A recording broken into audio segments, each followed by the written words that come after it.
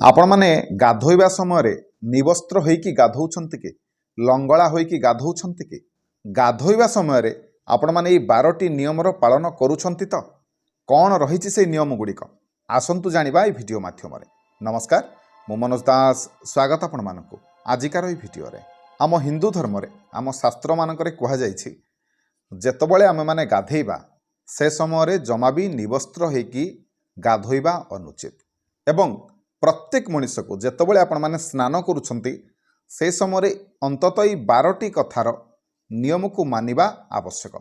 तेणु ए प्रसंग रे गोटे सुंदर कथाटी मु कहूची। थरे कौन होईची ना लक्ष्मी नारायण हरिद्वार रे भ्रमण करुथिले। हरिद्वार रे भ्रमण करिबा समय से माने देखुछंती जे सबु लोक माने आसुछंती एवं गंगा नदी रे स्नान करूछंती।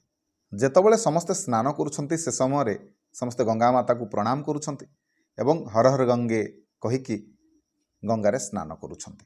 किंतु गंगारे गाधौथुवा प्रत्येक व्यक्ति दुखी थिले और चिंतित थिले। सेमाने स्नान करिबा परे मध्य सेमानक मनर दुख आउ शोकर विनाश घटु नथला। एहाकु देखिकी माँ लक्ष्मी नारायण को प्रश्न कले, प्रभु एमाने समस्त तो गंगारे गाधौछंती किंतु तथापि एमानक मनरे शोक काहींकी दुख काहींकी एवं एमानकर पाप काहींकी नाश होउनी ना गंगांकर से भले किसी सामर्थ्य नाही बोली माता लक्ष्मी प्रश्न कले नारायण को। तेबे नारायण उत्तर रे कहिले गंगांकर निश्चिंत भाव में सामर्थ्य रही समस्तंकर पाप नाश करिवार किंतु ये जो समस्ते ठी गाधौछंती से माने कोटना कोटी पाप नाशिनी गंगारे स्नान ही करूनाहांती। जदि स्नान करूनाहांती ताहले सेमानकर पाप नाश होबो केमिति। माता लक्ष्मी एक कथा शुणिक आश्चर्य हेले, कहले अरे ए की कथा सेमाने तो गाधेइछंती जे सेमानको देह भी सुखिनी सेमानको लुगारू पानी झरी पड़ुछि तांको देहरु पानी झरी पड़ुछि आ आपण एमिति केमिति कहउछंती आ मो सामनारे तो सेमाने समस्ते गाधौछंती। तबे महालक्ष्मीकर ए प्रश्न शुणिबा परे नारायण कहिले एहार उत्तर मु तुमको काली देबी एवं सेया हेला। आसंता काली पर्यंत माता लक्ष्मी अपेक्षा कले उत्तर रे नारायण कौन कहिबे बोली बड़ व्यग्र होइकी से अपेक्षा करिकी रहिले। ता परदिन आसिक पहुँचला। ता परदिन बहुत जोरे वर्षा हला। एते जोरे वर्षा हला जे सबुआड़े पानी कादुरे सबुआड़े रास्ता घाट भरीगला। एमिति कि गोटे जगार गोटे खाल थिला से खालटी मध्य पूरा पानी रे भरीगला। पानी आउ रास्ता घाट किछि जना पड़ु नथला। तबे ए समय नारायण कौन कले ना माया रचिले। से कौन कले ना निजे गोटे बुढ़ा रूप होइकी जाइकी से खाल रे पड़ीगले। आउ माता लक्ष्मी को कहले तमे युवती वेश धरिकी तमे एठी बसी रुह। तेबे तुम काम कौन ना ये आखपाखे जी भी लोक जीव ताकू साहाଯ୍य मागिबो जे कहिबो जे मो स्वामी एमती खाल भितर पड़ी जाइछंती आउ तांकू टिके साहाଯ୍य करिकी बाहर को आणंतु। किंतु साहाଯ୍य करिबा समय तांकू एक कथा भी कहिबो जे मो स्वामी को जदि तमे पुण्यात्मा अछ ताहले जाइकी मो स्वामी को हाथ लगाओ बा मो स्वामी को साहाଯ୍य कर। जदि तमे पुण्यात्मा नुह आ जदि मो स्वामी को तमे हाथ लगेलो ताहले कोठना कोठी तमे भस्म होइजिवो ए कथा मध्य कहिबो। तबे माता लक्ष्मी मध्य मो स्वामी को बंचाओ बोली कहिकी समस्तଙ୍କ ठारू साहाଯ୍य भिक्षा कले। तबे गंगारू बहुत लोक गाधेइकी बाहरिकी आसुथांती दल दल होइकी बहुत लोक गाधेला पर सेई बाट देई तो जिबे। तबे किछि लोकंक मनरे सुंदरी युवती को देखिकी तांको मनरे पाप आसिला। सेपरि किछि लोकंक मनरे मध्य धर्मर भय रहिला।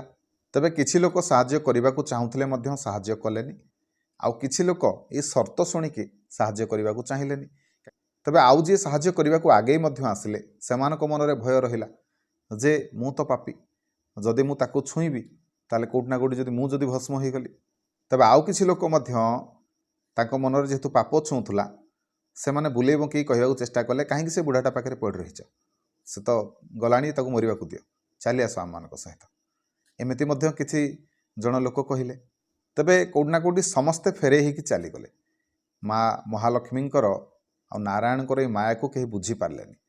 समस्ते गंगारे स्नान करिकी फेरुथांती सत किंतु सेमानकर पाप जे सबु धोई जाइछि ए विश्वास का पाखरे नथिला एवं सेमाने गोटे पुण्य काम करिबाकू चाहू नथले।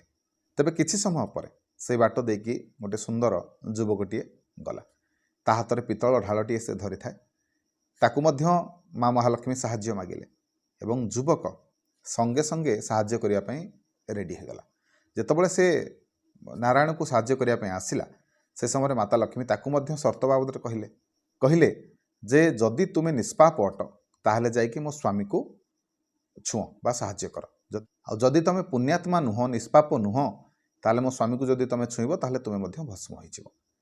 ଏ କଥା ଶୁଣିବା ସତ୍ତ୍ୱେ ଯୁବକ ସାହାଯ୍ୟ କରିବାକୁ ଆଗେଇ ଆସିଲା ଏବଂ ସେ ମା ଲକ୍ଷ୍ମୀଙ୍କୁ ଓଲଟା ପ୍ରଶ୍ନ କଲା ଯେ ଆପଣଙ୍କ ମନରେ ଏଭଳି ସନ୍ଦେହ କାହିଁକି ଯେ ମୁଁ ଜଣେ ନିଷ୍ପାପ ନୁହଁ ବା ମୁଁ ଜଣେ ପୁଣ୍ୟାତ୍ମା ନୁହଁ? ମୁଁ ପରା ଏବେ ଏବେ ଗଙ୍ଗାରେ ସ୍ନାନ କରିକି ଆସିଛି। ଆଉ ଯେହେତୁ ମୁଁ ଗଙ୍ଗାରେ ସ୍ନାନ କରିଛି, ମୁଁ ଯାହା ବି ଯଦି ବି କିଛି ପାପ କର୍ମ କରିଥିଲି ଗଙ୍ଗାରେ ସ୍ନାନ କରିବା ପରେ ମୁଁ ତ ସବୁତକ ପାପ ଧୋଇ ସାରିଛି। ତେଣୁ ବର୍ତ୍ତମାନ ମୁଁ ଜଣେ ପୁଣ୍ୟାତ୍ମା, ନିଷ୍ପାପୀ। ତେଣୁ ମୁଁ ଏଇ ପୁଣ୍ୟକର୍ମ ଟିକ କରିକି ପୁଣ୍ୟ ଅର୍ଜନ କରିବାକୁ ଚାହୁଁଛି। ଏ କଥା ଶୁଣିବା ପରେ ନାରାୟଣ ଏବଂ ମହାଲକ୍ଷ୍ମୀ ଖୁସି ହେଲେ ଏବଂ ଯୁବକକୁ ଦର୍ଶନ ଦେଲେ ଏବଂ ତାର କଲ୍ୟାଣ କଲେ। ଏହାପରେ ମା ଲକ୍ଷ୍ମୀଙ୍କୁ ନାରାୟଣ କହୁଛନ୍ତି ଯେ ଏତେ ସବୁ ଲୋକଙ୍କ ମଧ୍ୟରେ କେବଳ ଏଇ ଲୋକ ହିଁ ପ୍ରକୃତରେ ପାପନାଶିନୀ ଗଙ୍ଗାରେ ସ୍ନାନ କରିଛି। ତେବେ ଏଇ କଥାରୁ ଆପଣମାନେ ଜାଣିପାରୁଥିବେ ଯେ ଯେଉଁ ଲୋକ ବିନା ଶ୍ରଦ୍ଧାରେ, ବିନା ବିଶ୍ୱାସରେ, କେବଳ ନିଜର ଦମ୍ଭ ପାଇଁ, ଦେଖେଇ ହେବା ପାଇଁ, ନିଜର ସାମର୍ଥ୍ୟ ଲୋକମାନଙ୍କୁ ଜଣାଇବା ପାଇଁ ଗଙ୍ଗାରେ ସ୍ନାନ କରେ, ସେ ଲୋକ କେବେ ବି ନିଜର ପାପକୁ ଧୋଇପାରେ ନାହିଁ ଅଥବା ତାକୁ କେବେ ବି ଗଙ୍ଗା ସ୍ନାନର କୌଣସି ଫଳପ୍ରାପ୍ତି ହୁଏ ନାହିଁ। କିନ୍ତୁ ଏହାର ମାନେ ଏହା ନୁହେଁ ଯେ ଗଙ୍ଗା ସ୍ନାନରେ କୌଣସି ଫଳପ୍ରାପ୍ତି ହୁଏନି। ସେ କଥା ନୁହେଁ ଆଜ୍ଞା। ଗଙ୍ଗା ସ୍ନାନରେ ଅନେକ ପୁଣ୍ୟ ଫଳ ମିଳିଥାଏ, କିନ୍ତୁ ମନରେ ଶ୍ରଦ୍ଧା, ମନରେ ଭକ୍ତି, ମନରେ ବିଶ୍ୱାସ ରହିଥିବା ଏକାନ୍ତ ଆବଶ୍ୟକ। କାହିଁକି ନା ବିଶ୍ୱାସେ ମେଳଇ ହରି। ତାପରେ ନାରାୟଣ ଲକ୍ଷ୍ମୀଙ୍କୁ କହିଲେ ଯେ ପ୍ରତ୍ୟେକ ମନୁଷ୍ୟକୁ ଗାଧୋଇବା ସମୟରେ ଏଇ 12ଟି ନିୟମର ପାଳନ କରିବା ଦରକାର। ତେବେ କ'ଣ ସେଇ ନିୟମ ଗୁଡ଼ିକ? ଆସନ୍ତୁ ଜାଣିବା। ଗାଧୋଇବା ଦ୍ୱାରା ଆମର ମନ ପ୍ରସନ୍ନ ରୁହେ ଏବଂ ଆମେମାନେ ସମସ୍ତେ ନିରୋଗୀ ରୁହନ୍ତି। ପ୍ରତ୍ୟେକ ଦିନ ଆମକୁ ଗାଧୋଇବା ଦରକାର। ନ ଗାଧୋଇଲେ ଆପଣମାନେ କୌଣସି କର୍ମ କରିବା ପାଇଁ ବି ଆପଣମାନେ ଶୁଦ୍ଧ ନୁହନ୍ତି। ଆପଣଙ୍କ ପାଖରେ ସେ ପବିତ୍ରତା ନାହିଁ। ତେଣୁ ପ୍ରତ୍ୟେକ ଦିନ ଗାଧୋଇବା ଦରକାର। ଠିକ୍ ସେହିପରି ଶାସ୍ତ୍ର ଅନୁସାରେ ଗାଧୋଇବା ପରେ ଆମକୁ ଏଇ 8ଟି ଗୁଣ ପ୍ରାପ୍ତି ହୋଇଥାଏ। କ'ଣ ସେଇ ଗୁଣ ଗୁଡ଼ିକ? ନା ରୂପ, ତେଜ, ବଳ, ପବିତ୍ରତା, ଆୟୁ, ଆରୋଗ୍ୟ, ସୁବିଚାର ଆଉ ହେଲା ନିରୋଗ। ଏଇସବୁ ଜିନିଷ ଆମକୁ ପ୍ରାପ୍ତି ହୋଇଥାଏ ପ୍ରତ୍ୟେକ ଦିନ ଗାଧୋଇବା ଦ୍ୱାରା। ଯେଉଁମାନେ ଚାହୁଁଛନ୍ତି ଜୀବନରେ ସେମାନଙ୍କୁ ଧନ ପ୍ରାପ୍ତି ହେଉ, ପୃଷ୍ଟି ପ୍ରାପ୍ତି ହେଉ, ସେମାନଙ୍କୁ ରୋଗ ନ ହେଉ, ସେମାନଙ୍କୁ ପ୍ରତ୍ୟେକ ଦିନ ଗାଧୋଇବା ଦରକାର। ଶାସ୍ତ୍ର ଅନୁସାରେ ପ୍ରତ୍ୟେକ ଦିନ ଗାଧୋଇବା ଦ୍ୱାରା ଏବଂ ସକାଳୁ ସକାଳୁ ଗାଧୋଇବା ଦ୍ୱାରା, ଖାସ୍ କରିକି ବ୍ରହ୍ମ ମୁହୂର୍ତ୍ତରେ, ତାହେଲେ ଆପଣଙ୍କୁ ପୁଣ୍ୟ ପ୍ରାପ୍ତି ହୋଇଥାଏ ଏବଂ ଆପଣଙ୍କର ପାପର ନାଶ ହୋଇଥାଏ। ଏବଂ ସକାଳୁ ଗାଧୋଇବା ଦ୍ୱାରା ମଧ୍ୟ ନକାରାତ୍ମକ ଶକ୍ତିର ପ୍ରଭାବ ଆପଣଙ୍କ ଉପରେ ପଡ଼େ ନାହିଁ। ସେହିପରି ରୋଗରେ ପଡ଼ିଥିଲେ ମଧ୍ୟ ମୁଣ୍ଡକୁ ଛାଡ଼ିଦେଇ ସମଗ୍ର ଶରୀରରେ ଗାଧୋଇ ନ ପାରିଲେ ବି କମ୍ ସେ କମ୍ ଓଦା କପଡ଼ାରେ ନିଜ ଶରୀରକୁ ପୋଛିବା ଆବଶ୍ୟକ। ଶାସ୍ତ୍ର ଅନୁସାରେ ସୂର୍ଯ୍ୟୋଦୟ ପୂର୍ବରୁ ଯଦି ଆପଣମାନେ ଗାଧାନ୍ତି ତାହେଲେ ଏହା ଆପଣଙ୍କ ପାଇଁ ଶ୍ରେଷ୍ଠ ହୋଇଥାଏ। ସେହିପରି ତେଲ ଲଗେଇକି ନଦୀରେ ବେଶୀ ସମୟ ଗାଧୋଇବା ଅନୁଚିତ।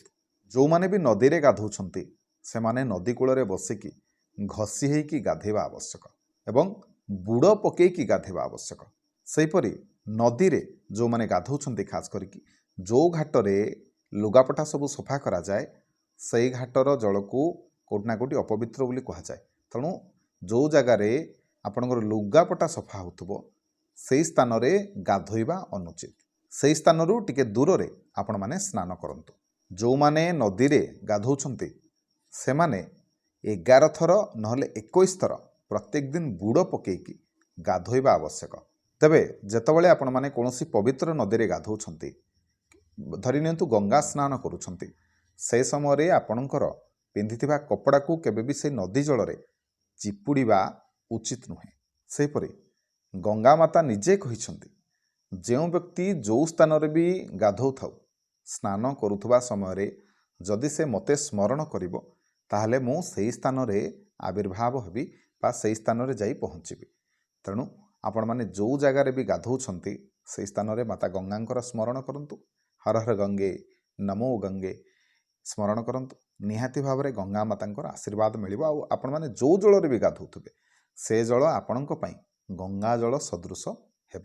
ତେବେ ଶେଷରେ ଯେଉଁ ଲୋକମାନେ ନିବସ୍ତ୍ର ହୋଇକି ସ୍ନାନ କରନ୍ତି ବା ଯେଉଁମାନେ ଲଙ୍ଗଳା ହୋଇକି ସ୍ନାନ କରନ୍ତି ତାହା ଠିକ୍ ନା ଭୁଲ, ଏ ଉଦ୍ଦେଶ୍ୟରେ ଆପଣଙ୍କୁ ମୁଁ ଗୋଟିଏ କଥା କହୁଛି, ଆପଣମାନେ ସେଇଠୁ ସବୁକିଛି କଥା ଜାଣିପାରିବେ। ଯେତେବେଳେ ଶ୍ରୀକୃଷ୍ଣ ବାଲ୍ୟଲୀଳା କରୁଥାନ୍ତି ସେ ସମୟରେ ଆପଣମାନେ ଘଟଣାଟି ଜାଣିଥିବେ ସମସ୍ତେ। ଶ୍ରୀକୃଷ୍ଣ କ'ଣ କରିଛନ୍ତି ନା ଗଛ ଗୁହାଳରେ ଲୁଚିକି ଅଛନ୍ତି।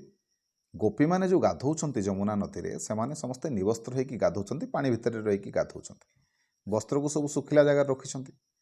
ଶ୍ରୀକୃଷ୍ଣ କ'ଣ କଲେ ନା ସେମାନଙ୍କର ସମସ୍ତଙ୍କର ବସ୍ତ୍ରକୁ ନେଇ ଆସିଲେ। ତାପରେ ଯେତେ ଅନୁରୋଧ କଲା ପରେ ମଧ୍ୟ ଗୋପୀମାନଙ୍କୁ ଆଉ ଶ୍ରୀକୃଷ୍ଣ ସେ ବସ୍ତ୍ରଟି ଫେରାଇଲେନି। ତାପରେ ଶ୍ରୀକୃଷ୍ଣ ବହୁତ ପରେ ବସ୍ତ୍ର ଦେଇଥିଲେ ସତ, କିନ୍ତୁ ସେମାନଙ୍କୁ ମଧ୍ୟ ଜ୍ଞାନ ଦେଇଥିଲେ। କ'ଣ ସେ ଜ୍ଞାନ ନା ଜଳରେ କେବେ ବି ନିବସ୍ତ୍ର ହୋଇକି ଗାଧୋଇବା ଅନୁଚିତ। ଏଥିରେ ବରୁଣ ଦେବତାଙ୍କର ଅପମାନ ହୋଇଥାଏ, ବରୁଣ ଦେବତା ରୁଷ୍ଟ ହୋଇଥାନ୍ତି। ତେବେ କିଛି ଲୋକ ମଧ୍ୟ ଏହା ପ୍ରଶ୍ନ କରିବେ ଯେ ଆଜିକାଲି ତ ଆମେମାନେ ସବୁ ବାଥରୁମ୍ରେ ଗାଧୋଉଛୁ, ଗୋଟେ କୋଠରୀ ଭିତରେ ଗାଧୋଉଛୁ ଯେଉଁଠି ଆମକୁ କେହି ଦେଖୁନାହାନ୍ତି, ତେବେ ଏପରି ସ୍ଥଳେ ଆମେମାନେ ନିବସ୍ତ୍ର ହୋଇକି ଗାଧୋଇବାରେ କେଉଁଠି ଅସୁବିଧା ରହିଲା? ଅସୁବିଧା ରହିଲା ଆଜ୍ଞା, ନିହାତି ଭାବରେ ଏହା ମଧ୍ୟ ପାପ। ଗରୁଡ଼ ପୁରାଣ ଅନୁସାରେ ନିବସ୍ତ୍ର ହୋଇକି ଗାଧୋଇବା ମହାପାପ। ଯଦି ଆପଣମାନେ ବିନା ବସ୍ତ୍ରରେ ସ୍ନାନ କରନ୍ତି ତାହେଲେ ଆପଣଙ୍କୁ ପିତୃଦୋଷ ଲାଗିଥାଏ, ପୂର୍ବପୁରୁଷମାନଙ୍କର ଅଭିଶାପ ପଡ଼ିଥାଏ ଆପଣଙ୍କ ଉପରେ। ଗାଧୋଇବା ପରେ ମଧ୍ୟ ଆପଣମାନେ ସୂର୍ଯ୍ୟଙ୍କ ଉଦ୍ଦେଶ୍ୟରେ, ପିତୃପୁରୁଷଙ୍କ ଉଦ୍ଦେଶ୍ୟରେ ଜଳ ଟେକିଥାନ୍ତି, ଯାହାକୁ ସେମାନେ ପାଇଥାନ୍ତି। ତେଣୁ ଯଦି ଆପଣମାନେ ନିବସ୍ତ୍ର ହୋଇକି ରହିବେ ତାହେଲେ କିପରି ଭାବରେ ଏହି କର୍ମଟି କରିବେ? ତେବେ ସେ ଯାହା ହେଉ, ଆପଣମାନେ ମଧ୍ୟ ଆପଣଙ୍କର ବାପା ମା ଅଜା ଏମାନଙ୍କ ଠାରୁ ଶୁଣିଥିବେ ଯେ ଲଙ୍ଗଳା ହୋଇକି ଗାଧୋଇବା କେବେ ବି ନ୍ୟାୟସଙ୍ଗତ କଥା ନୁହଁ, ଏଭଳି ଜମା ବି କରିବା ଅନୁଚିତ। ଶାସ୍ତ୍ର ଅନୁସାରେ ଯଦି ଆପଣମାନେ ବାଟ ଚାଲନ୍ତି ତାହେଲେ ନିଶ୍ଚିନ୍ତ ଭାବରେ ଆପଣଙ୍କର ହିଁ ମଙ୍ଗଳ ହେବ, ଆପଣଙ୍କର ହିଁ କଲ୍ୟାଣ ହେବ। ତେବେ ଆଶା କରୁଛି ଆଜିକାର ଏହି ଭିଡ଼ିଓଟି ଆପଣମାନଙ୍କୁ ନିଶ୍ଚୟ ଭଲ ଲାଗିଥିବ। ଯଦି ଭିଡ଼ିଓ ଭଲ ଲାଗିଥାଏ ଭିଡ଼ିଓକୁ ଲାଇକ୍ କରିବେ, ସେୟାର କରିବେ, ଚ୍ୟାନେଲକୁ ସବସ୍କ୍ରାଇବ୍ କରିବେ। ହେଲି ଓମ୍ ନମଃ ଶିବାୟ। ଜୟ ଜଗନ୍ନାଥ।